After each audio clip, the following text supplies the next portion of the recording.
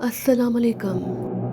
नैनोवाइज़ की दुनिया में एक दफ़ा फिर से सबको खुशामदीद। उम्मीद करते हैं कि तमाम दोस्त अहबाब बिल्कुल ठीक-ठाक, चाक़ो चौबंद और कहानी का नाम जानने के लिए पुरजोश होंगे। आगाज़ हो रहा है बरसगीर पाक व हिंद के खून आशाम और तवील जद्दोजहद की दौर का। उस दौर का जिस दौर में हर बच्चे बूढ़े और जवान ने वतन अजीज़ की मोहब्बत में खून की नदियां तक बहा दी। अंग्रेज साम्राज्य की आंखों में आंखें डालकर उसे ललकारा।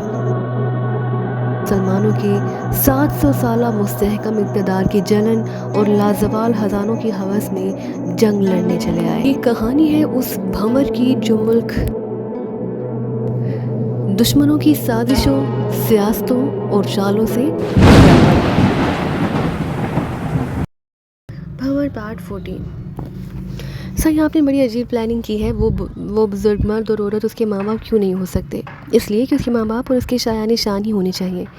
हमारे हैर मोहम्मद को पूरी ट्रेनिंग देंगे इस बात की और ये काम तुम करोगे अमीर शाह। उसके माँ बाप तो नहीं होंगे लेकिन इसके मुलाजमिन यानी औरत और मर्द उसके ग़ुलाम होंगे। अली हैर मोहम्मद की फितरत को भी सामने रखना होगा ना? जी साईं, अब मैं तुझे जो कुछ बताता हूँ तुमको उस पर अमल करना होगा। फिर थोड़ी देर तक फजल शाह अमीर शाह को सूरत हाल बताता रहा। अमीर शाह ने सब कुछ समझ लिया। फिर वो शहर पहुंच गया और उसने अली हैर मोहम्मद से मुलाकात की।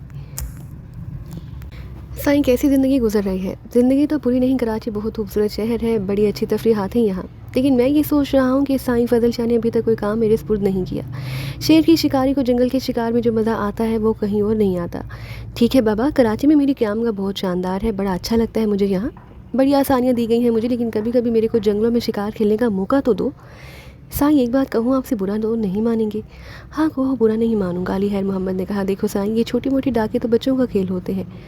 आप ज़रा एक निगाह बार पर डाल लिया करो। 2 कौड़ी के लोग ऐसे डाकुओं को गोली मार दिया करते हैं। 2 कौड़ी के लोग? साईं, आप मेरे को बताओ, बच्चों का यह खेल आपकी शान के मुताबिक होगा? अली हैर मोहम्मद कुछ लम्हे सोचता रहा, फिर बोला, हमें खुदवाना के सुपुर्द किया गया था, आखिर क्यों? गलती साईं, गलती। आप देख लें कि पुलिस ने प्लानिंग की, खुदवाना पर हमला किया और खुदवाना ख़त्म हो गया। ये तो कोई बात ना हुई। बात तो जब थी कि जब खुदवाना महकमा पुलिस को ही ख़त्म कर देता। साईं देखो, ये बात तो मैं जानता हूँ कि हार जीत ज़िंदगी का एक हिस्सा होती है, लेकिन इंसान इतना तो खेल ले कि फिर उसे खेलने की आरज़ू ना रह जाए। आप क्या कहते हो इस बारे में? हाँ हाँ, खेल तो खेलने चाहिए, लेकिन बहरहाल सारे खेल अपनी मर्ज़ी के नहीं होते। साईं, बंदूक की गोली ये नहीं देखती कि उसका रुख किस तरफ है, कौन उसका निशाना बन रहा है, वो तो बस अपना काम करती है। ये भी ठीक है। जंगल के जानवरों को मारना कोई मुश्किल काम नहीं। मज़े की बात तो ये है कि हर शख्स को, हर दुश्मन को नीचे दिखाया जाए। सोचने की बात है साईं, ज़रा सोचें। हाँ ठीक है, तो ये बात समझ में आती है, मगर फिर हमें करना क्या चाहिए? शहरों में तो बैंक लूटे जाते हैं, वो भी ख़तरनाक काम होता है। असल में बात वही है, हमें सिर्फ घोड़े की पीठ पर बैठकर डाका डालना कोई ज़्यादा अच्छा नहीं लगता, लेकिन कुछ ना कुछ तो करना ही चाहिए ना? साईं, आप बिल्कुल ठीक कहते हो, कुछ ना कुछ करना चाहिए। एक और काम होता है जो शहरों में होता है। क्या? मसलन साईं, एक इतना बड़ा आदमी है जो बहुत बड़ी शख्सियत का मालिक है और अपने आप को बड़ी तोप चीज़ समझता है। साईं, आप उसकी पीठ में जाकर बैठ जाओ, उसे इस तरह बेबस कर दो कि वो आपके पाँव चाटने लगे, तो आप मेरे को बताओ, क्या वो ज़्यादा अच्छा खेल नहीं होगा? मगर हमारी समझ में नहीं आया। मैं आपको समझाता हूँ साईं। एक बंदा है मिर्ज़ा तारिक बेग, बड़ा आदमी है, बड़ा कारोबारी है। उसके ख़ानदान में आपको दाखिल होना है। एक बेटी है उसकी, उसका नाम तो हमें नहीं मालूम, पर छोटी सी उम्र की है, बहुत खूबसूरत होगी क्योंकि वो एक बहुत बड़े आदमी की बेटी है। साईं, ये जो दौलत होती है ना, ये इंसान की शक्लें भी बना देती है, गुर्बत शक्ल बिगाड़ देती है। ये तजुर्बा है हमारा, आप यकीन कर लो साईं, ऐसा होता है। बहरहाल आपको उसकी बेटी की तरफ कदम बढ़ाने हैं। देखो साईं, ये जवानी के खेल हैं, आप को बाकायदा एक्टिंग करनी पड़ेगी। एक बहुत ही शरीफ और खुशबाश इंसान की हैसियत से मैं आपको समझा देता हूँ। आप कीनिया से आए हो, माँ बाप आपके मर चुके हैं, एक ऐसा जोड़ा है जो आपका सरप्रस्त है, आपके अहकामात भी मानेगा वो और आपकी निगरानी भी करेगा। साईं, आप उस खानदान में जा घुसोगे, उस लड़की पर कब्जा जमा लोगे, फिर आपको ये बताया जाएगा कि आप साईं फजल शाह की मुफादात के लिए किस तरह से काम करोगे। ये बहुत बड़ा डाका ज़नी होती है। इस तरह काम करोगे साईं तो मज़ा आ जाएगा आपको। हाँ, खेल तो दिलचस्प होगा, लेकिन उसके लिए तो हमें बहुत सी मालूमात भी चाहिए होंगी। आपका ये हादिम मौजूद है साईं, सारी तफसील बताएगा आपको। ठीक साईं, आपकी कोठी भी बदल जाएगी। क्लिफ्टन के किनारे खूबसूरत माहौल में आपकी कोठी होगी। आप देखोगे साईं कि आप क्या हैसियत इख्तियार कर जाते हो। मुझे ये काम करना मंजूर है, अली हैर ने खुशी से भरपूर लहजे में कहा और अमीर शाह मुस्कुराने लगा। कुर्बान शाह से ज़बरदस्त सलाह मशवरे हुए और कुर्बान शाह वाकई काम का आदमी था, वो बड़े सही मशवरे दिया करता। आखिरकार गाज़ी शाह ने कैथराइन के पास पहुंच गया। कैथराइन इस वक्त बच्चे को गोद में लिए बैठी थी। बहुत खूबसूरत बच्चा था। गाज़ी शाह की बचपन की कापी कैथराइन उसे बागौर देख रही थी कि गाज़ी शाह अंदर दाखिल हुआ और कैथराइन उसे देखकर मुस्कुरा दी। वाह, अंग्रेज़ औरतों के बारे में मुझे नहीं मालूम कि औलाद की परवरिश के सिलसिले में उनका तरीक़ाकार क्या होता है। मैंने तो ये सुना है बाबा कि वहाँ के लोग हमारे यहाँ के लोगों की तरह जज्बाती नहीं होते। हर काम एक सिस्टम से होता है, मगर इस वक्त तुम एक बिल्कुल पाकिस्तानी माँ की तरह अपने बच्चे को गोद में लिए बैठी हो। कैथराइन के होंठों पर मुस्कुराहट फैल गई। कहने लगी, गाज़ी शाह, एक बात मैं तुम्हें बताऊं, इसके अंदर से तुम्हारी खुशबू आती है। बेशक ये मेरे जिस्म से नमूदार नहीं हुआ, लेकिन ये तुम्हारे जिस्म का एक हिस्सा है। तुम यकीन करो या ना करो, यहाँ इस हस्पताल में इसके पास तन्हा रह कर मैंने इस पर मुकम्मल गौर किया। अल्लाह की तहलीक बड़ी अजीब होती है। मैंने इसके लेंस में तुम्हारा लेंस पाया है। इसके नगूश देखो, बिल्कुल तुम्हारे जैसे हैं। ज़रा सा गौर करने वाली आंख चाहिए, इसमें तुम नज़र आ जाते हो।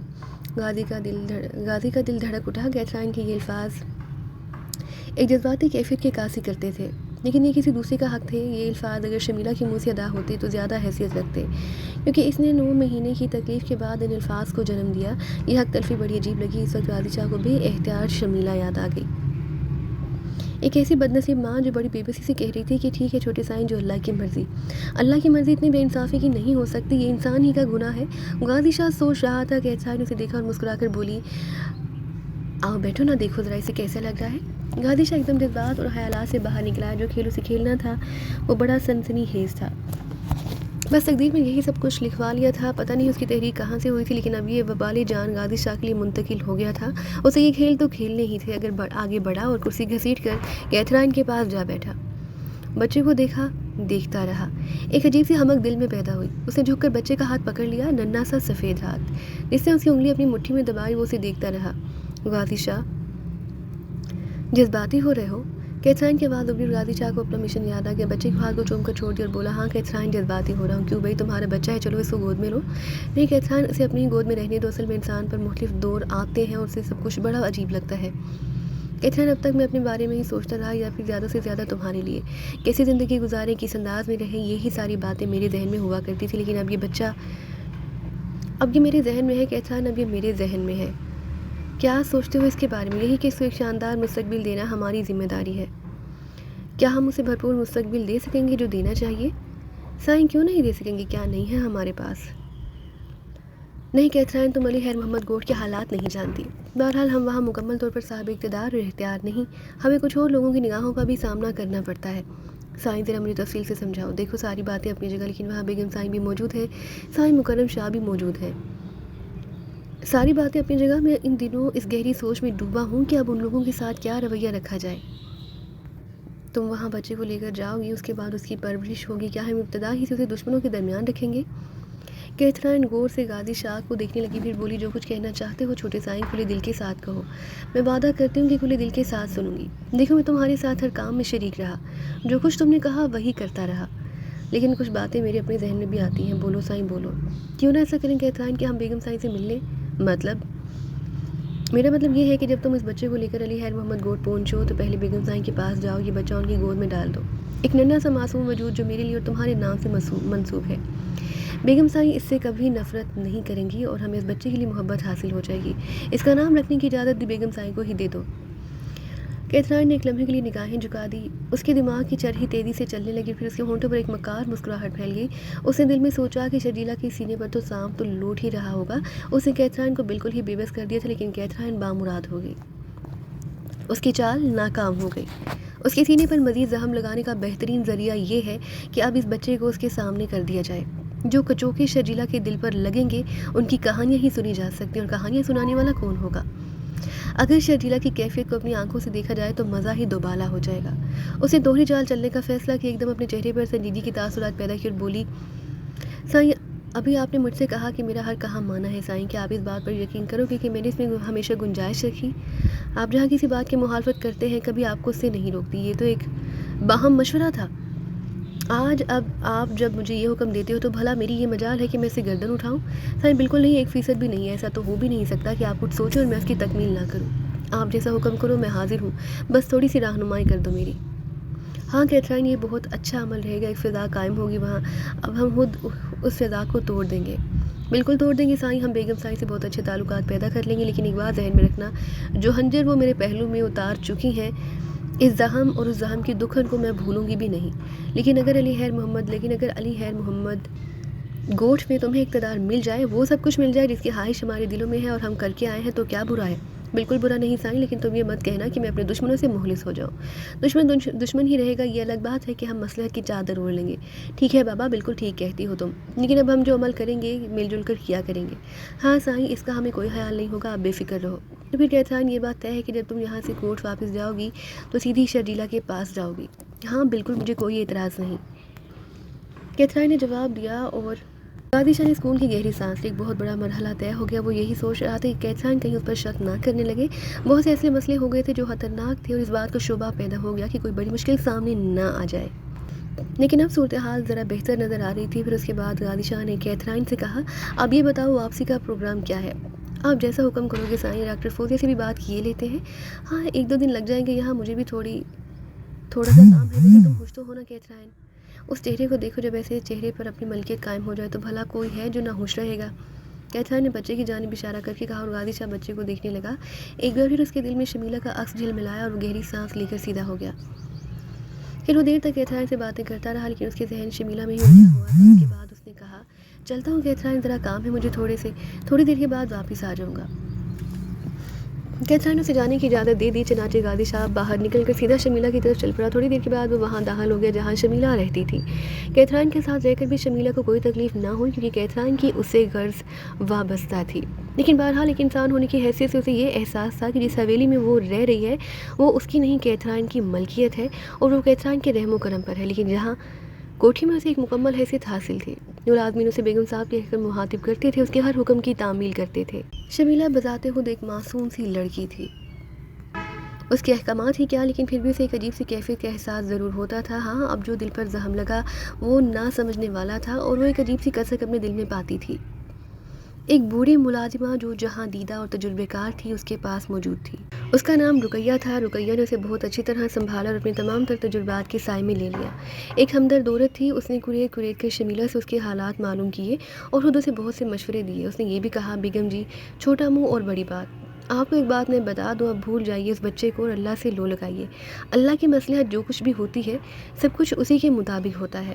بچہ شاید اب اس دنیا میں موجود نہیں ہے، ہوتا تو یقیناً آپ کو اس کے بارے میں اطلاع دی جاتی۔ ابھی شاہ جی نے اسی لیے آپ کو اس کے بارے میں نہیں بتایا کہ آپ کو دکھ ہوگا۔ یہ تو اچھی بات ہے رقیہ کہ میں نے اس کی صورت نہیں دیکھی، اگر میں اس کی صورت دیکھ لیتی تو شاید اسے کبھی نہ بھلا پاتی۔ ابھی تو بس ایک خیال سے میرے دل میں آتا ہے کہ میرا بچہ ہوتا تو کیسا ہوتا، چھوٹے چھوٹے ہاتھ پاؤں، چھوٹا سا بدن، بچے کتنے پیارے لگتے ہیں رقیہ۔ اور ویسے بھی شاہ جی کی شکل ہوتا، شاہ جی بچپن میں بھی بہت پیارے ہوں گے، اب بھی بہت اچھے ہیں وہ، لیکن پھر بھی میرے منہ میں ہاتھ، میں نے اپنا خیال ظاہر کیا، میرا تجربہ یہی کہتا ہے، باقی دیکھ لینا۔ اور اسی وقت جب یہ باتیں ہو رہی تھی غازی شاہ کوٹھی پہنچ گیا۔ رقیہ کمرے سے باہر نکل آئی۔ غازی شاہ نے مسکراتے ہوئے شمیلہ سے کہا، اہلو شمیلہ، کیسی طبیعت ہے تمہاری؟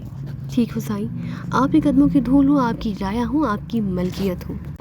ہاں، ہمارے قدموں کی دھول، ہماری رایا، ہماری ملکیت ہمارے سینے سے نہیں لگے گی؟ غازی شاہ نے دونوں ہاتھ پھیلائے ہوئے کہا۔ شمیلہ شرمائی سے اپنی جگہ سے اٹھی اور غازی شاہ نے اسے سینے سے لگا لیا۔ ٹھیک تو ہو بابا، تمہارے لیے اب ہمارا دل بہت اداس رہنے لگا ہے۔ سائیں جب حکم کریں گے ان کے قدموں میں لوٹنے لگوں گی، میری مجال کے سائیں کے حکم سے گردن ہٹا لوں؟ ہم جانتے ہیں شمیلہ، مگر ہم تمہیں ایک بات بتائیں، تمہارا یہاں رہنا بے حد ضروری ہے۔ تھوڑے دن بعد ناگی بابا بھی حج سے واپس آ جائیں گے، وہ بھی تمہارے ساتھ رہا کریں گے۔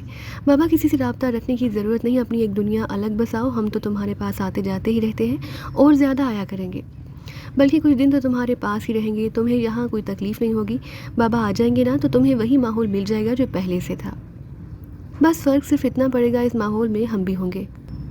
سائیں، آپ کے ساتھ زندگی کا ہر سانس گزارنا میرے لیے ہزار زندگی کے مطابق ہوگا، مگر ٹھیک ہے، مردوں کی تو مصروفیتیں بھی الگ ہوتی ہیں۔ ہاں بابا، یہی ہم بات کہہ رہے تھے، ابھی تو ہم بڑے آرام کی زندگی گزار رہے تھے، سائیں مکرم شاہ نے سب کچھ سنبھالا تھا، لیکن اب ہمیں خود بھی آگے بڑھ کر کافی کام کرنا پڑے گا۔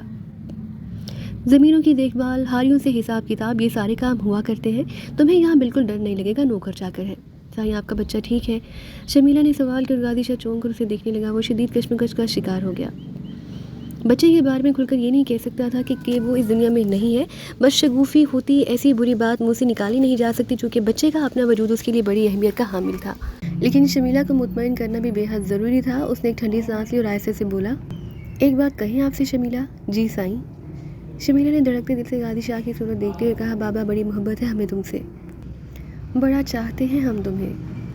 ہم نے تمہیں کچھ دیا ہو یا نہ دیا ہو، لیکن ہم نے تم سے کچھ مانگا نہیں، اب ایک چیز مانگنا چاہتے ہیں تم سے۔ سائیں کھال اتار کر جوتے بنا لو، اگر ہم ایک اچھے باپ کی اولاد ہیں، ایک اچھی ماں کی کوکھ سے جنم لیا ہے ہم نے، تو اف نہیں کریں گے، آپ حکم کرو سائیں۔ شمیلہ بچے کا اب نام مت لینا ہمارے سامنے، ہاتھ جوڑ کر کہتے ہیں بابا تم سے، اب اس کا نام ہمارے سامنے مت لینا۔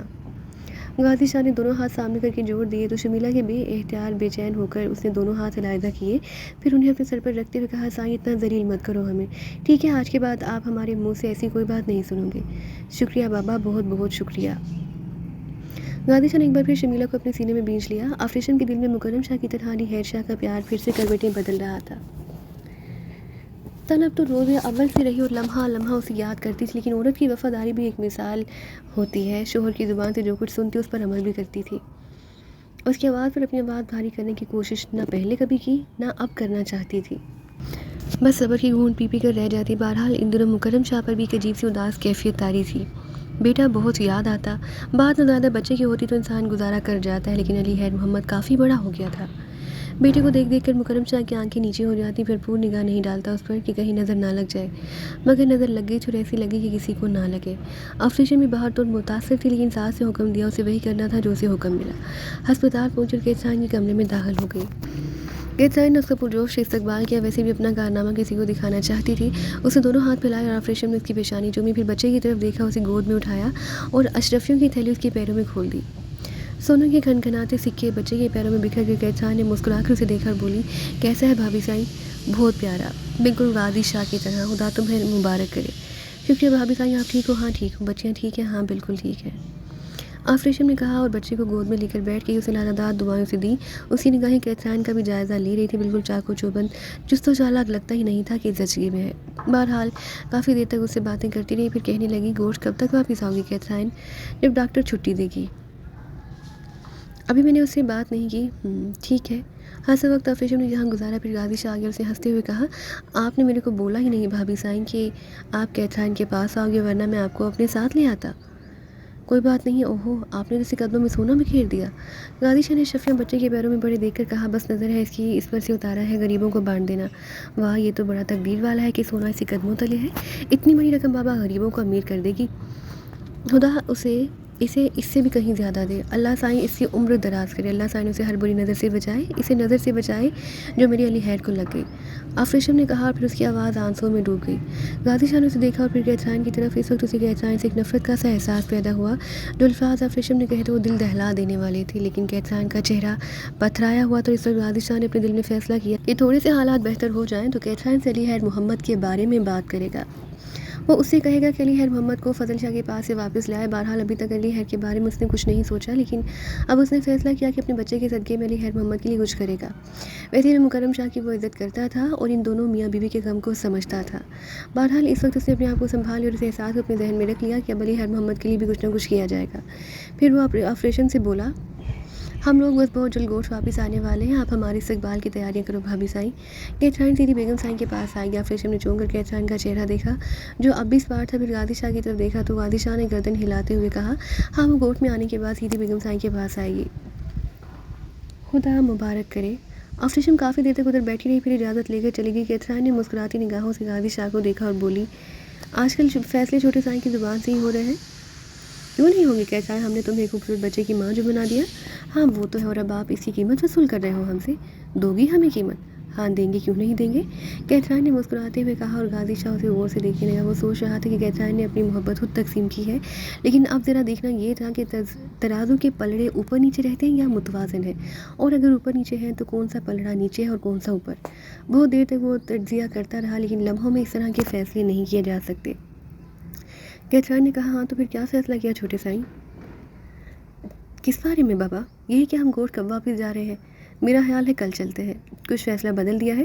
نہیں، ہم نے تم سے کہا تھا نا کہ کچھ کام ہے، ہمیں یہاں جس کام سے نکلے تھے وہ کام ہو گیا، اب ہمیں ایک ہفتے کے بعد کراچی آنا ہوگا، اور اس وقت ممکن ہے ہمیں 2-3 دن یہاں مصروف رہنا پڑے۔ خیر تمہیں اب اس کی پرواہ نہیں ہونی چاہیے، اب ہم بال بچوں والے ہو گئے ہیں بابا، ہمیں ذرا سی محنت کرنی پڑے گی اپنے کام کے سلسلے میں۔ پر آپ نے مجھے یہ نہیں بتایا سائیں کہ آپ کون سا کام، کیا آپ کو کیا کام ہے؟ کچھ جائیدادیں ہیں ہماری حیدرآباد سندھ میں اور نواب شاہ میں، ذرا سی گڑبڑ ہے، انہیں ہماری غیر موجودگی میں کچھ لوگوں نے ان جائیدادوں پر قبضہ جمانے کی کوشش کی ہے۔ تمہیں اس بات کا تو پتہ ہے کہ سائیں مکرم شاہ ڈھیلے ڈالے آدمی ہیں، ایسے معاملات میں حصہ نہیں لیتے اور دوسرے لوگ یہ سمجھتے ہیں کہ ہم ان کا کچھ نہیں بگاڑ سکتے، ہمیں یہ کام کرنے ہیں۔ ٹھیک ہے آپ ضرور کرو سائیں، لیکن ایک بات میں آپ کو بتا دیتی ہوں، جھگڑا مول نہیں لینا کسی سے۔ نہیں بابا، اب ہمیں اتنا بھی بیوقوف مت سمجھو، کہا نا تمہارے سے، اب بال بچوں والے ہیں، ہر کام سوچ سمجھ کر کریں گے۔ کیتھرائن مسکرانے لگی۔ علی حید شاہ کے بارے میں غازی شاہ نے ابھی بات کرنا مناسب نہیں سمجھی، ہر کام مرحلے وار ہونا چاہیے تھا۔ غازی شاہ اس کے بعد کیتھرائن کے ساتھ ہی رہا۔ یہ ہسپتال اور ڈاکٹر فوزیہ ایک طرح سے انہی کا گھر بن گئے تھے ان کے لیے۔ دوسرے دن غازی شاہ نے ڈاکٹر فوزیہ سے جانے کی اجازت مانگی تو ڈاکٹر فوزیہ نے کہا، ماشاءاللہ آپ کا بچہ اور اس کی ماں بالکل ٹھیک ہیں، کوئی تشویش کی بات نہیں، آرام سے جائیے، کچھ چیزیں لکھ کر دے دیتی ہوں، بچے کو استعمال کراتے رہیے، چاہیے تو ٹیلی فون پر مجھ سے رابطہ رکھ سکتے ہیں، کوئی مسئلہ ہو آپ مجھے اطلاع دے دیجیے گا۔ بہت شکریہ ڈاکٹر فوزیہ، آپ نے جس طرح مجھ سے تعاون کیا، ہم اس کے لیے آپ کے دل سے شکر گزار ہیں۔ آئندہ بھی سائیں کبھی آپ کو ہماری ضرورت ہو تو ہم حاضر ہیں۔ ڈاکٹر فوزیہ نے ایک معنی خیز مسکراہٹ کے ساتھ کہا۔ غازی شاہ نے اس مسکراہٹ کا جواب مسکراہٹ سے نہیں دیا۔ بہرحال اس کے بعد یہ لوگ وہاں سے چل پڑے، راستہ طے ہو رہا تھا۔ پجیرو علی حید محمد گوٹھ کی جانب جا رہی تھی اور کیتھرائن سوچ میں ڈوبی تھی۔ اس کے چہرے پر ایک عجیب صفاق مسکراہٹ نظر آنے لگی تو کبھی وہ غازی شاہ کی طرف دیکھ کر سادگی سے مسکرانے لگتی تھی۔ خود غازی شاہ گہری سوچ میں ڈوبا ہوا تھا، انہیں سیدھے پرانی حویلی جانا تھا اور غازی شاہ یہ سوچ رہا تھا کہ دیکھیں اب حالات کون سی نئی کروٹ بدلتے ہیں۔ آخرکار پجیرو پرانی حویلی میں داخل ہوگی۔ غازی شاہ یہ دیکھ کر ایک بار پھر متاثر ہوا کہ پرانی حویلی کو دلہن کی طرح سجا دیا گیا تھا، رنگین جھنڈیاں، روشنیاں، سب کچھ وہاں موجود تھا۔ سارے ملازم نئے کپڑے پہنے ہوئے تھے اور ان کے استقبال کے لیے تیار تھے۔ غالباً یہ سارا انتظام مکرم شاہ نے ہی کیا تھا۔ پھر اس کے بعد افریشن نے بڑے گیٹ پر کیتھرائن کا استقبال کیا جو بچے گود میں اٹھائے فاتحانہ انداز سے ایک ایک قدم اٹھاتی آگے بڑھ رہی تھی۔ اس کی نگاہیں شرجیلہ کو تلاش کر رہی تھی لیکن شرجیلہ بہرحال ایک مقام رکھتی تھی۔ افریشن نے بچے کی طرف ہاتھ بڑھائے تو کیتھرائن نے کہا، نہیں بھابھی سائیں، میرے کو معاف کرنا، سائیں غازی شاہ کا حکم ہے کہ بچہ بیگم سائیں کے آغوش میں دیا جائے۔ ہاں ہاں کیوں نہیں، یہ انہی کا حق ہے۔ افریشن نے جھنک کر پیچھے ہٹتے ہوئے بولی۔ غازی شاہ بھی ساتھ ساتھ ہی تھا، مکرم شاہ بھی کہیں سے آ گیا۔ اس وقت اس نے اپنی کیفیت بحال ہی رکھی، ایک بہت بڑے مسئلے پر قدم اٹھایا تھا، اپنے جذبات کو سنبھال کر اس مسئلے کو حل کرنا چاہتا تھا۔ غازی شاہ کی پیشانی چومی، اس کا سر سینے سے لگایا اور بولا، معصوم فرشتے کے ساتھ حویلی کی خوشیوں میں میں برابر کا شریک ہوں اور دعا کرتا ہوں کہ اس کے قدموں کی برکت ہمارے ماحول کو روشن کر دے۔ آؤ بیگم سائیں اپنے کمرے میں ہے، وہیں وہ تم سے ملیں گی، آؤ کیتھرائن اس طرف سے آ جاؤ۔ ایک راہداری عبور کرنے کے بعد سامنے کے بڑے دروازے پر یہ لوگ رکے۔ افریشن نے دروازہ کھولا، سامنے ایک زرنگار کوچ پر شرجیلہ پروکار انداز میں بیٹھی ہوئی تھی، اس کی نگاہیں دروازے پر جمی ہوئی تھی۔ کیتھرائن آگے بڑھی اور بڑے مہذب انداز میں گھٹنوں کے بل بیٹھی، اس نے بچے کو شرجیلہ کی جانب بڑھا دیا۔ شرجیلہ نے دونوں ہاتھ پھیلا کر بچے کو لیا، اسے دیکھا، پھر چہرہ قریب کر کے اس کی پیشانی، آنکھیں اور رخسار چومے۔ اس کے بعد اسے دعائیں دی اور اسے آغوش میں لٹا کر برابر رکھی ہوئی تھالی سے موتیوں کی مٹھی بھری اور بچے پر نچھاور کر کے انہیں ایک طرف ڈال دیا۔ پھر کیتھرائن کی طرف دیکھ کر بولی، مبارک ہو، تمہیں کیا نام رکھا ہے بچے کا؟ نہیں بیگم سائیں، آپ اس بچے کے باپ کی ماں ہیں، ہمیں یہ حق نہیں پہنچتا کہ ہم اس کا نام رکھیں، یہ آپ کا کام ہے۔ اس کا نام ہم دل مراد رکھتے ہیں اگر تمہیں پسند ہو۔ بیگم سائیں آپ کی زبان سے نکلا ہوا ہر لفظ ہمیں پسند ہے، آج سے اس کا نام دل مراد طے ہوا، یہ اس کے نام کی خوشی میں۔ شرجیلہ نے موتیوں کی دوسری مٹھی بھری اور اس پر نچھاور کرتے اسے ایک جانب ڈال دیا۔ یہ قیمتی موتیاں فقیروں کی ملکیت بن گئی تھی۔ شرجیلہ بچے کو گود میں لیے بیٹھی رہی، پھر اس نے کہا، تم کیسے ہو کیتھرائن؟ آپ کے قدموں کی برکت سے خیر سے ہوں۔ غازی شاہ تمہیں مبارک ہو۔ مکرم شاہ حویلی میں جشن کا انتظام کرو، خیرات تقسیم کرو، ضرورت مندوں کی ساری ضرورتیں پوری کرو۔ جاؤ تم لوگ، کیتھرائن کو میرے پاس رہنے دو، اس سے باتیں کرنی ہیں مجھے۔ ٹھیک ہے بیگم سائیں، غازی شاہ خوشی سے بولا۔ ماں اور بیوی کی یہ ملاقات اور ان کے درمیان مفاہمت اسے بڑی سکون بخش لگ رہی تھی۔ افریشن بھی ان کے ساتھ ہی باہر نکل گئی تو کیتھرائن اپنی جگہ سے اٹھی اور دروازے کی جانب گئی۔ کہاں جا رہی ہو؟ میں جا نہیں رہی بیگم سائیں، دروازہ بند کر رہی ہوں، اب آپ کے قدموں میں آئی ہوں تو آج پہلی بار آپ سے باتیں کروں گی اور میں چاہتی ہوں کہ ان باتوں میں کسی کی مداخلت نہ ہو۔ کیتھرائن نے کہا، نہ جانے کیوں اس کے لہجے سے شرجیلہ کا دل دھڑکنے لگا۔ بہرحال وہ جانتی تھی کیتھرائن بھی خطرناک عورت ہے۔ کیتھرائن نے پلٹ کر دروازہ بند کیا اور پھر واپس شرجیلہ کے پاس پہنچ گئی، لیکن اب اس کے چہرے کے نقوش بدلے ہوئے تھے اور ایک لمحے کے اندر اندر شرجیلہ کو احساس ہو گیا۔ کیتھرائن کی چمکدار نگاہیں شرجیلہ پر جمی تھی، اس نے کہا، پوتا مبارک ہو بیگم سائیں، آپ کے آغوش میں کتنا اچھا لگ رہا ہے۔ یہ ٹھیک بات یہ ہوتی ہے کہ بزرگ اگر سر پر ہوں تو انسان بہت سی مصیبتوں سے بچ جاتا ہے۔ آپ اسے دل مراد کا نام دیا، پر بیگم سائیں یہ آپ کے دل کی مراد تو نہیں تھی نا؟ شرجیلہ نے آنکھیں اٹھا کر کیتھرائن کو دیکھا اور پروکار لہجے میں بولی، کیا مطلب؟ کیا کہنا چاہتی ہوں؟ اتنی باتیں ہیں بیگم سائیں میرے دل میں کہ اگر آپ سے پوچھتی رہوں تو کئی دن اور کئی راتیں گزر جائیں اور بیگم سائیں آپ جواب بھی نہ دے سکیں گی ان کا۔ اپنے لہجے کی سرکشی اور بدتمیزی کو محسوس کر رہی ہو؟ ہمارے سامنے جب لوگ باتیں کرتے ہیں تو آنکھیں جھکی ہوتی ہیں اور زبان دبی دبی۔ کن لوگوں کی بات کر رہی ہیں بیگم سائیں؟ وہ جو آپ کے غلام ہیں، آپ کے جوتوں کے نیچے رہتے ہیں؟ ادھر دیکھیے، میرا نام کیتھرائن ہے، انگریز ہوں، وہ انگریز جن کی آپ نے صدیوں غلامی کی۔ دیکھیے مجھے، دیکھیے، ہم ہیں آپ کے آقا۔ شرجیلا نے ہونی نگاہوں سے کیتھرائن کو دیکھا اور بولی، تم آقا نہیں، لٹیری قوم سے تعلق رکھتے ہو کیتھرائن، اس قوم سے جو بھیک مانگتے ہوئے ہندوستان میں داخل ہوئی تھی۔ اس کے پاس سازش کر کے اس نے مغل بادشاہوں کی سادگی سے فائدہ اٹھایا اور ہندوستان پر کچھ عرصے کے لیے قبضہ جما لیا۔ پھر جب ہم نے تمہیں بھگایا تو پھر تم نے دوبارہ کبھی اس طرف رخ کر کے جرأت نہیں کی۔ اتنی مار پڑی تم پر کہ تمہارے ہوش ٹھکانے آ گئے۔ کیتھرائن نے ایک کہکہا لگایا اور بولی، نہیں حمود، اب آپ لوگوں کو لڑتا ہوا چھوڑ کر چلے گئے تھے، سمجھی بیگم سائیں؟ خیر، نہ میں سیاست دان، نہ میرا شوہر۔ بیگم سائیں، ہم لوگ تو آپ کی محبتوں کو حاصل کرنے کے لیے یہاں آئے تھے۔ میری جوتی کو کیا غرض پڑی کہ میں اپنا پیارا انگلینڈ چھوڑ کر یہاں آتی؟ غازی شاہ بہت پیارا تھا مجھے اور اب بھی مجھے بہت پیارا ہے، پر آپ لوگوں نے جو کچھ میرے ساتھ کیا بیگم سائیں، وہ بہت برا کیا۔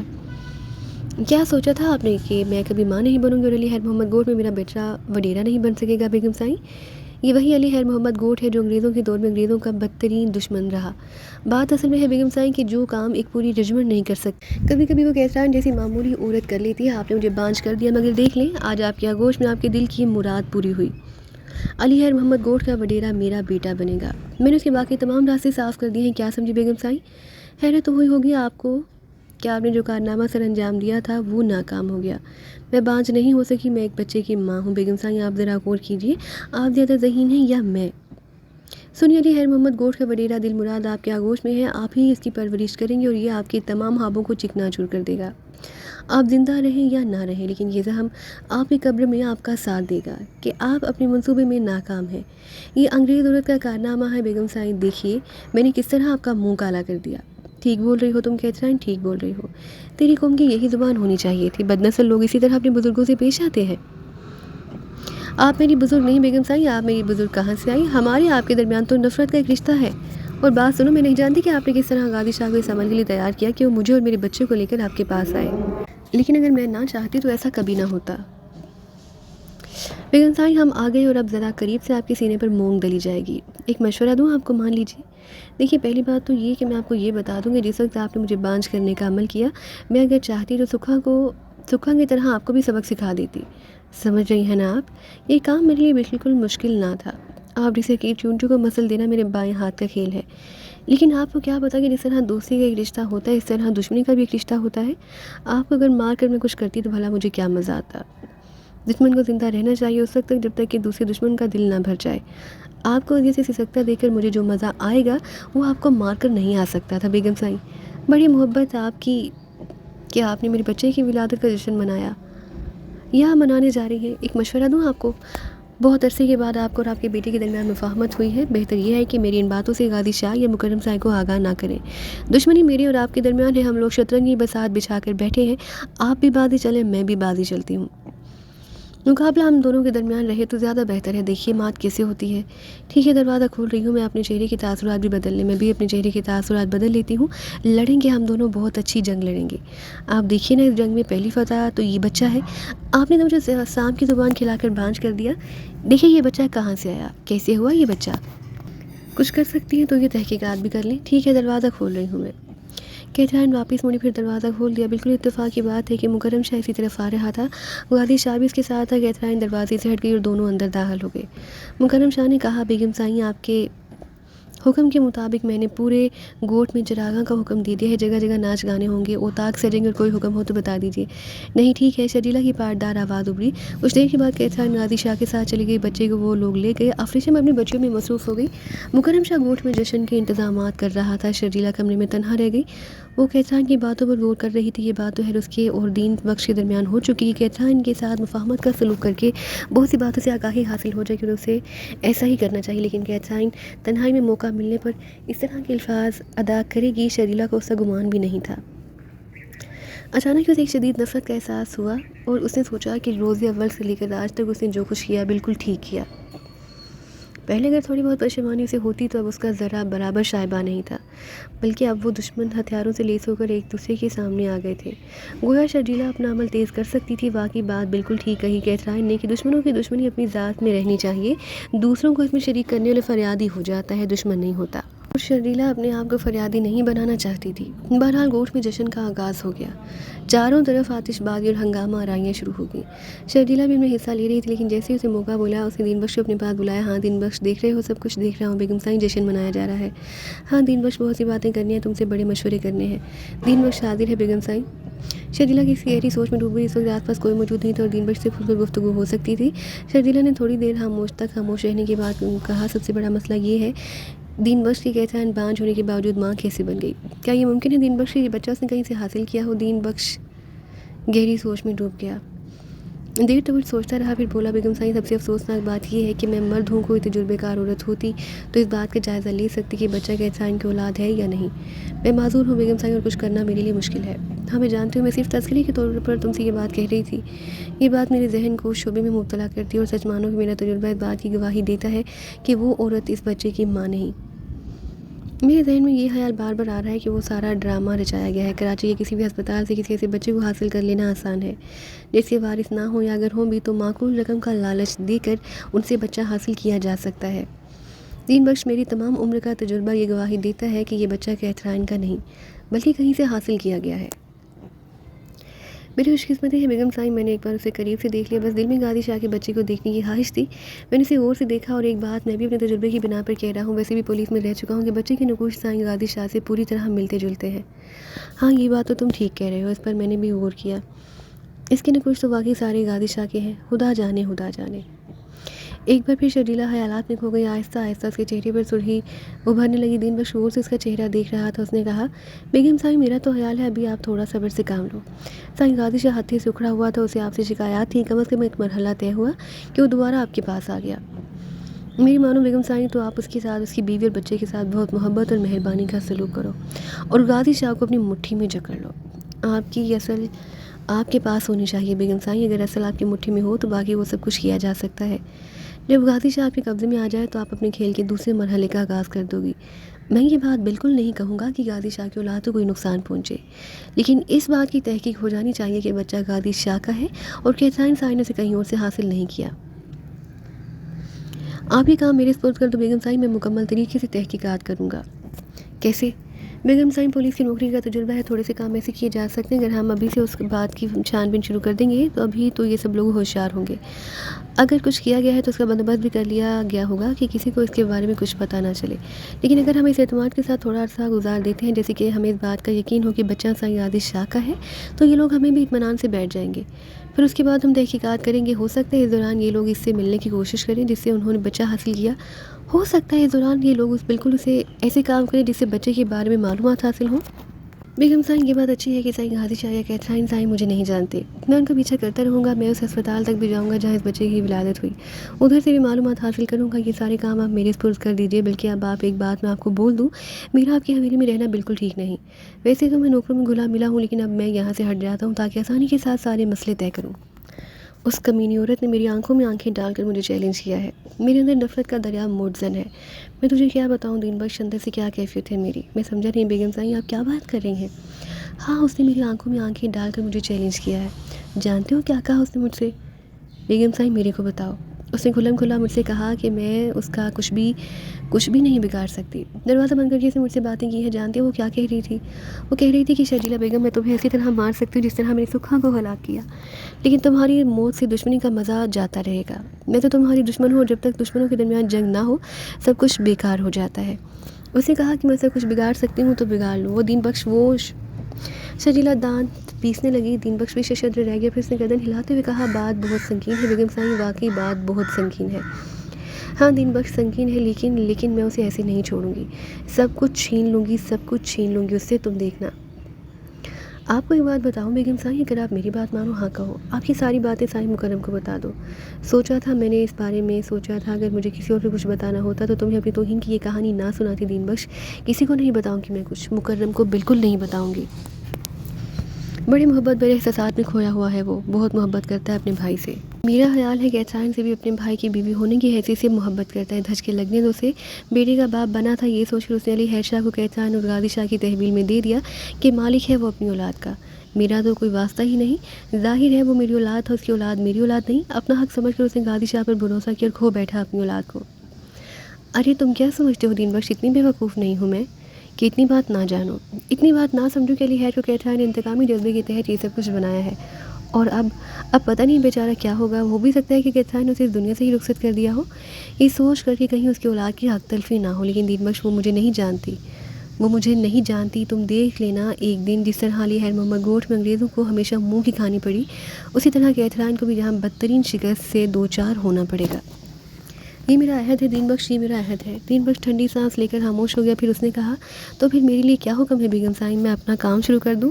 اس وقت جو لوگ کیتھان کے خلاف میرے لیے کام کریں گے صحیح معنوں میں وہی میرے دوست ہیں دین بخش، اور میں تمہیں اپنے مائکے سے اس لیے لے کر آئی ہوں کہ تم میرے سچے اور وفادار ساتھی ثابت ہو سکتے ہو۔ آپ بے فکر رہو بیگم صاحب، آپ پر جو کچھ بیتے گی دین بخش سب سے پہلے اپنے سینے پر برداشت کرے گا، آپ بالکل بے فکر رہو۔ دین بخش نے جان نثاری سے کہا، پھر بولا تو تم میرے کو اجازت بیگم صاحب، میں حویلی سے باہر نکل جاؤں گا، آپ بے فکر رہو، میں اپنے لیے ٹھکانہ تلاش کر لوں گا، لیکن آپ سے ملتا رہوں گا کوئی نہ کوئی ایسا بہانہ کر کے جس سے کبھی کسی کو شوبھا نہ ہو، ٹھیک ہے؟ شرجیلا نے کہا۔ سب سے بڑی بات یہ تھی کہ علی حیر محمد شاہ فضل شاہ کے منصوبے پر کام کرنے کے لیے خوشی سے تیار ہو گیا، ساری باتیں اپنی جگہ، لیکن اس کے باوجود ابھی اس قدر تجربے کار نہیں تھا کہ ہر بات کو سمجھ لیتا، وقت سے پہلے جوان کر دیا گیا تھا کہ احسان نے اسے وہ سب کچھ بھی سمجھا دیا جو ابھی اس کی عمر سے تعلق نہیں رکھتا تھا۔ یہ کام کیتھان جیسی خطرناک عورت ہی کر سکتی تھی جس کے ہاں اقدار کا انداز دوسرا ہوتا ہے، لیکن بہرحال کیتھان بھرپور جنگ لڑ رہی تھی، اور اس جنگ کے لیے اس نے بڑی صاف گوئی سے خود فضل شاہ سے بھی کہہ دیا کہ ایک بدن کو پامال کرنے سے کچھ حاصل نہیں ہوتا، زندگی میں اور بھی بہت سے جذبے ہوتے ہیں، اگر فضل شاہ اس کی اس پیشکش کو قبول نہ کرتا تب بھی کیتھان بہرحال اسے تیار کرنے کے لیے اپنے آپ کو بہوشی قربان کر دیتی، یہی اس کا اپنا طریقہ زندگی تھا، اور بات اس کی اپنی ذات کی نہیں تھی بلکہ اس ماحول کی تھی جس میں اس نے آنکھ کھولی، کسی کو برا کہنے سے کچھ نہیں حاصل، انسان جو کچھ ہوتا ہے اس کے بارے میں وہی سب کچھ کیا جاتا ہے۔ فضل شاہ کی ہدایت پر امیر شاہ بہت کچھ کر رہا تھا، ادھر علی حیر شاہ آزاد تھا بالکل، ویسے بھی وہ اپنے اوپر پابندیاں قبول کرنے کا عادی نہیں تھا، اس دن کے بعد سے امینہ بائی کے ہاں بھی کبھی نہیں گیا، حالانکہ وہاں بڑے عجیب و غریب اثرات چھوڑ آیا، لیکن خود اس قدر مضبوط قوت ارادی کا مالک تھا کہ وہاں کا ماحول اچھا لگنے کے باوجود اس نے ابھی تک وہاں جانے کے لیے کوئی منصوبہ بندی نہیں کی، جبکہ چاہتا تو جا سکتا تھا، البتہ اعلیٰ سوسائٹی کا بھرپور طریقے سے جائزہ لے رہا تھا، وہ امیر شاہ نے اسے ایک ساتھی بھی مہیا کر دیا، اس کا نام اوصاف تھا، اوصاف ایک مقامی نوجوان تھا، ملازمت کا متلاشی، پڑھا لکھا، بہرحال علی حیر شاہ سے عمر میں کافی بڑا، بہت چالاک، بہت ذہین، بہترین ڈرائیونگ کر لیا کرتا، سب سے بڑی بات یہ تھی کہ اسے علی حیر شاہ محمد کی توجہ حاصل کر لی۔ علی حیر شاہ نے اس سے کہا، بابا تمہیں میرے ساتھ دوستی نبھانے کے لیے بہت کچھ کرنا ہوگا۔ آپ فرماؤ شاہ جی، میرا نام اوصاف ہے، کوشش کروں گا کہ اپنے آپ کو آپ کی غلامی کے قابل ثابت کر دوں۔ نہیں بابا نہیں، غلام اس وقت تسلیم کیے جاتے ہیں جب عمر 60 سال کے اوپر نکل جائے، مجھے تو دوست چاہیے۔ صحیح بات اصل میں یہ ہے کہ حکم ماننے والے کو اگر غلام کہا جا سکتا ہے تو ہم غلام ہیں، محبت کی نگاہ سے دیکھے جانے والوں کو ایک دوست کہا جا سکتا ہے تو ہم دوست ہیں، یہ تو آپ کی مرضی، آپ سمجھو یا دوست ملکیت ہے آپ کی۔ علی حیر شاہ ہنسنے لگا، پھر بولا، یار کچھ تم ہو یا نہیں ہو لیکن آدمی چالاک ہو، سائیں کا یہ تمغہ بھی ہم سینے پر سجا لیتے ہیں، پوچھو چالاک میں تمہیں کیوں کہہ رہا ہوں؟ سائیں آپ مجھے چالاک کیوں کہہ رہے ہیں؟ اس لیے کہ تم دل میں اتر جانے والی قوت رکھتے ہو۔ سائیں ایک بات کہوں، قدر شناس ضروری ہوتی ہے، ابھی تو یہ ابتدا ہے، اب آپ آگے کی بات کرو، آپ اپنے آپ کو اس قابل ثابت کرنے کے لیے ہمیں جتنی محنت کرنا ہوگی تم جانتے ہو۔ اچھا خیر چھوڑو یار، زندگی کی رنگینیوں کے بارے میں تمہارا کیا خیال ہے؟ 50 سال کی عمر تک سائیں انسان کو اپنے اندر ان احساسات کا ذخیرہ کرتے رہنا چاہیے جو 50 سال کے بعد زندہ رہنے میں مدد دیں۔ میری بات سمجھ میں آ گئی سائیں؟ غور کر رہا ہوں، تمہارا مطلب یہ ہے کہ 50 سال تک اتنے عیش کر لیے جائیں کہ بعد میں ان یادوں کو سینے سے لگا کر جیا جا سکے؟ سائیں آپ نے مجھے چالاک کہا، مجھے بھی کچھ کہنے کی اجازت ہے؟ ہاں کہو۔ آپ بہت سمجھدار ہیں، دونوں ہنسنے لگے۔ بہرحال علی حیر محمد نے اوصاف کو پسند کیا، ادھر امیر شاہ اس کوٹھی کی تکمیل میں مصروف تھا جو فضل شاہ کی ملکیت تھی اور وسیع و عریض علاقے پر پھیلی تھی۔ فضل شاہ اس کوٹھی پر بے پناہ اخراجات کر رہا تھا، ویسے بھی اس قدر حسین کوٹھی تھی کہ دیکھنے والا ایک لمحے کے لیے رک کر اسے باہر سے دیکھتا، جس نے اسے اندر سے دیکھ لیا وہ تو اس کا دیوانہ ہو ہی جاتا۔ یہاں سے تھوڑے ہی فاصلے پر وہ عمارت تھی جو فضل شاہ کا ٹارگٹ تھی، یعنی مرزا طارق بیگ کی کوٹھی۔ لوکیشن ایسی تھی کہ مرزا طارق بیگ کی کوٹھی پر اس کوٹھی کی اوپری منزل سے نگاہ رکھی جا سکتی۔ یہ ساری باتیں اپنی جگہ، چنانچہ بڑی احتیاط کے ساتھ کام کیا جا سکتا تھا۔ 2 انتہائی خوبصورت اور قیمتی کاریں کوٹھی پہنچا دی گئیں جو آگے چل کر علی حیر شاہ کے استعمال میں آنے والی تھیں۔ در حقیقت علی خیر محمد گوٹھ میں علی خیر شاہ کو شاید اتنی مراد نہ ملتی کیونکہ وہاں کی اپنی ایک زندگی تھی، لیکن فضل شاہ بے دریغ دولت خرچ کر کے اسے واقعی شہزادوں جیسی زندگی دے رہا تھا۔ بہرحال یہ ساری باتیں اپنی جگہ، علی خیر محمد بھی ایک شاندار شخصیت کا مالک تھا۔ پھر جب کوٹھی مکمل طور پر تیار ہو گئی تو امیر شاہ نے فضل شاہ کو اس کا دورہ کرایا۔ فضل شاہ ایک ایک چیز کو غور سے دیکھتا ہوا آگے بڑھ رہا تھا۔ امیر شاہ نے کہا، سائیں آپ کے خیال میں اس کوٹھی کو اس شکل میں لانے میں کتنا خرچہ ہو گیا ہوگا؟ امیر شاہ، میں نے تم سے کہہ دیا تھا کہ خرچ کا نہ تو حساب رکھنا نہ اس کا اندازہ لگانا۔ ہم حساب تو اس وقت کا رکھیں گے جب مرزا طارق بیگ ہماری مٹھی میں ہوگا۔ یہ تو فعل ہے، ہم نے جس طرح یہ دولت کمائی ہے اسی طرح خرچ بھی کر رہے ہیں۔ جس دولت کو کمانے کے لیے ہم نے بے دردی سے کام لیا اسے خرچ کرنے میں بے دردی سے کام کیوں نہ لیں؟ یہ تو ٹھیک ہے سائیں، دولت ہوتی ہی اس لیے ہے کہ خرچ کی جائے، بس تو پھر یہ کیوں پوچھتے ہو؟ نہیں سائیں، ایسے ہی تخمینہ لگانے کے لیے آپ نے واقعی اس پر بے پناہ پیسہ خرچ کیا۔ اس پر بے پناہ پیسہ خرچ کرنے کے بعد ہم بے پناہ پیسہ کمائیں گے بھی۔ علی خیر محمد ہماری امیدوں کا مرکز ہے، بہت کچھ حاصل کریں گے ہم اس سے، کیا سمجھے؟ سمجھ رہا ہوں سائیں، سمجھ رہا ہوں۔ امیر شاہ نے کہا۔ کوٹھی تیار ہو گئی تو ایک دن خود فضل شاہ اور امیر شاہ علی خیر محمد کو لے کر اس کوٹھی میں لائے۔ اوصاف کو ٹیلی فون پر بتا دیا گیا کہ اس وقت وہ علی خیر محمد کے پاس نہیں ہوگا۔ علی خیر محمد کوٹھی میں داخل ہوا، دونوں اس کا چہرہ غور سے دیکھ رہے تھے۔ علی خیر محمد نے پسندیدگی کی نگاہ سے اس کوٹھی کو ضرور دیکھا، لیکن حد سے زیادہ متاثر ہونے والی کیفیت اس پر طاری نہ ہوئی۔ تو فضل شاہ نے امیر شاہ کے کان میں کہا، اصل میں اس لڑکی کی لاتعداد خوبیاں میرے تجربے کی بنا پر تھی اور میرے تجربے کی تصدیق ہو رہی ہے۔ تم نے اس کے چہرے کے تاثرات پر غور کیا؟ جی ہاں۔ کیا محسوس کیا؟ سا یوں لگا جیسے اس نے کوٹھی کو پسند ضرور کیا لیکن اتنا متاثر نہیں ہوا کہ حیران ہو جاتا۔ یہ بھی اس کی خوبی ہے۔ یہ خوبی ہمیشہ بڑے آدمی میں ہوا کرتے ہیں، بہت بڑے آدمی میں۔ تم سیر چشمے کے لفظ کو جانتے ہو؟ جی سائیں، امیر شاہ نے کہا۔ یہ سیر چشم ہے اور یہ چیز فطرت کا ورثہ ہوتی ہے، عام طور پر ایسا نہیں ہوتا۔ جی سائیں، میں سمجھ رہا ہوں، یہ چیز انسان کو بڑا ظاہر کرتی ہے۔ پوری کوٹھی کا جائزہ لینے کے بعد فضل شاہ نے اس سے سوال کیا، ہاں شہزادہ خرم، اب یہ بتاؤ کسی چیز کی کوئی کمی محسوس کر رہے ہو؟ علی خیر محمد نے مسکراتے ہوئے فضل شاہ کو دیکھا اور بولا، نام پسند آیا؟ سائیں فضل شاہ، آپ نے مجھے شہزادے خرم کہہ کر مخاطب کیا۔ ہاں، یہ نام میں نے اپنی پسند سے تمہارے لیے رکھا ہے۔ یہ تو بہت اچھی بات ہے کہ تم نے اس کی تصدیق کر دی۔ اب تمہارا نام شہزادہ خرم ہے اور یہ کوٹھی تمہاری ملکیت ہے۔ تمہیں کیسی لگی؟ بہت اچھی ہے سائیں، زندگی کی ہر ضرورت سے مالا مال ہے۔ اس کی در و دیوار سے ایک دولت مند آدمی کی جھلکیاں ملتی ہیں، اور شہزادے دولت مند ہی ہوا کرتے ہیں، فضل شاہ نے کہا، اور امیر شاہ ہنسنے لگے۔ دیکھا امیر شاہ، وہ کس قدر ذہین اور کتنا صحیح بولنے والا۔ تمہیں اس بات سے اختلاف ہے؟ بالکل نہیں سائیں، اختلاف کا کیا سوال پیدا ہوتا ہے؟ ظاہر ہے وہ اتنا ہی بڑا آدمی ہے۔ اچھا آؤ، نائب میٹنگ ہو جائے۔ تینوں ڈرائنگ روم میں جا کر بیٹھ گئے۔ اوصاف ہمارا اپنا آدمی ہے، وہی کہے گا جو ہم چاہتے ہیں۔ اب یہاں مسئلہ یہ پیدا ہوتا ہے کہ تمہیں ہر طرح سے اپنا وہ کام سر انجام دینا ہے جس کے لیے ہم نے منصوبہ بندی کی ہے۔ تم نے اسے اتفاق کیا، اگر تم اسے اتفاق نہ کرتے تو یقیناً تمہیں مجبور نہ کیا جاتا۔ یہ تصویر مرزا طارق بیگ کی بیٹی عالیہ بیگ کی ہے، دیکھو دیکھو۔ فضل شاہ نے ایک تصویر نکال کر اس کے سامنے رکھ دی اور علی خیر محمد تصویر پر جھک گیا، پھر مسکرا کر بولا، سائیں فضل شاہ، آپ کا ہر کام معیاری ہوتا ہے، یہ اس کوٹھی کی طرح خوبصورت ہے۔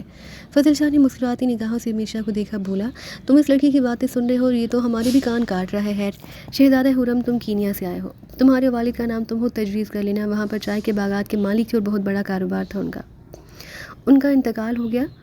تمہاری ماں بچپن میں ہی مر گئی، ان کے انتقال کے بعد تمہارا دل وہاں سے ہٹ گیا، تم نے اپنے باغات فروخت کیے، تمہارے باپ کی جائیداد یہاں بھی تھی جن پر یہ کوٹھی بھی شامل تھی، تم نے اس کوٹھی کو ٹھیک ٹھاک کرایا اور آخرکار یہاں آ گئے۔ تمہاری پاس اتنی دولت ہے کہ تمہاری کئی نسلیں عیش و آرام سے گزارا کر سکتی ہیں، لیکن تم نے سوچا کہ تم اپنا کاروبار دنیا کے مختلف ملکوں میں پھیلاؤ گے اور اس کے لیے تمہارے آدمی کام کر رہے ہیں۔ کیا خیال ہے، کہانی یاد رہے گی؟ کہانی نہیں سائیں، میں تو شہزادہ خرم ہوں، اس میں کوئی شک ہی نہیں۔ ہاں، مجھے اتنا ہی اعتماد چاہیے۔ خیر تو میرا مطلب یہ ہوا کہ یہاں قیام کرو گے، اوصاف بھرپور طریقے سے تمہاری مدد کرے گا۔ تمہیں اس لڑکی سے دوستی کرنی ہے اور اس کے بعد اس کے سہارے تم مرزا بیگ تک پہنچو گے، اس گھر میں اپنے پنجے گاڑ لو گے۔ تمہارا سرپرست تو کوئی ہے نہیں، تم ان لوگوں سے خوب راہ و رسم بڑھاؤ گے۔ مرزا طارق بیگ اگر اپنی بیٹی کی شادی تمہارے ساتھ کرنا چاہے گا تو کر دے گا۔ تم تیار ہو جانا، ہماری منزل وہی ہے۔ کھیل بے شک لمبا ہے لیکن کھیلنا ہے۔ اس کے بعد دوسرا منصوبہ اس وقت شروع ہوگا جب تم مرزا طارق بیگ کے داماد بن جاؤ گے۔ اور میری بات سنو، یہ تو چٹکیوں کے کھیل ہوتے ہیں، کام ہو جانے کے بعد لڑکی تمہیں اگر پسند ہو تو جتنا وقت دل چاہے اس کے ساتھ گزارنا، جب اسے دل بھر جائے تو اسے اپنی زندگی سے نکال پھینکنا، یا پھر اگر مجبوری ہی ہو تو اسے اپنی ہی زندگی سے نہیں، اس کی بھی زندگی سے نکال پھینکنا۔ فضل شاہ نے ہنستے ہوئے کہا اور سب ہنسنے لگے۔ بہرحال تھوڑی دیر خاموشی طاری رہی، پھر علی خیر محمد نے کہا، اوصاف میرے ساتھ رہے گا؟ ہاں بالکل، وہ بالکل قابل اعتبار آدمی ہے، بہت ذہین اور بہت سمجھدار۔ وقت پڑنے پر تمہیں مشورہ دیتا رہے گا، کیونکہ میں اور امیر شاہ تو اب صرف اجنبی ہو جائیں گے۔ تمہارے لیے مرزا طارق بیگ ہم دونوں کو اچھی طرح جانتا ہے، ہماری تمہاری تمام تر گفتگو صرف فون پر ہوا کرے گی، ٹھیک ہے؟ جی، اور جہاں جو ملازم ہے وہ تمہیں صرف شہزادہ خرم کے نام سے جانیں گے۔ اس بات کو ذہن میں رکھنا۔ اور ایک بات اور کہوں، ایک بہت بڑا بینک بیلنس تمہارے نام منتقل کر دیا گیا ہے، تمہارا اکاؤنٹ کھول دیا گیا ہے کلفٹن برانچ میں، اور تم زبردست سیاہ خرچی کرو گے، تحفے تحائف دینے میں، احتجاج کرنے میں۔ مطلب یہ ہے کہ تم ہر طرح سے ان لوگوں کا ساتھ دو گے۔ بات سمجھ میں آ رہی ہے؟ جی سائیں فضل شاہ، آپ نے حکم دے دیا، میں آپ کے معیار پر پورا اتروں گا۔ آپ بالکل بے فکر رہو۔ یہ ساری باتیں سمجھانے کے بعد فضل شاہ نے امیر شاہ کو دیکھتے ہوئے کہا، ہاں امیر شاہ بولو، اب کیا ارادہ ہے؟ چلیے سائیں، ہمارا کام تو پورا ہو چکا۔ جی، پھر اس کے بعد وہ دونوں چلے گئے۔